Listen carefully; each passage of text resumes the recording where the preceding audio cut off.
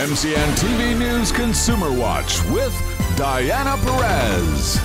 Recently, Merced County News Consumer Watch was contacted by Nathan Cooksey, a Merced, California man who is claiming he worked for over a year at a local business here in Merced and averaged only $2.50 an hour. He also states that when he was first hired as a detailer last year, he was paid only $20 for over 40 hours of work a week. We also spoke with the business owner who did not want to go on camera, but stated that Nathan only worked for him for a couple of days last year, and he was paid in cash. He stated other than that, Nathan has never worked there before and has never received any private party checks from him or his business. Here's Nathan's story. You worked where and for how long? I worked at Express Auto Center for about 19 or 20 months. How many hours did you work for a week and what was your wage paid? It started out like $20 a week. Sometimes I worked over 40 hours for $20.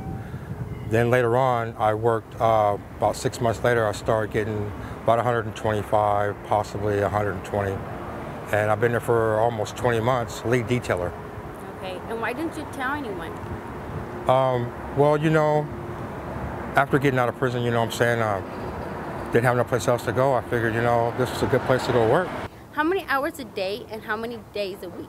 I was working at least 10 to maybe 11 hours a day and 7 days a week, Sunday to Sunday, basically. Did you ever comment this or bring this up to your parole officer? Miss, what's your name? Perez, or Diana Perez. Miss Brett, okay. Miss Brett, look, ever since I've been out from parole and on probation or parole, whatever, I've talked to my supervisor about this. I talked to my parole agent about this, actually both of them, Jawacum and Jerry Bryant, and they were like, Cooksey, you know what? Your boss is running you in the ground. Why are you so tired? I'll be so tired sometimes in parole and fall asleep because I was so tired.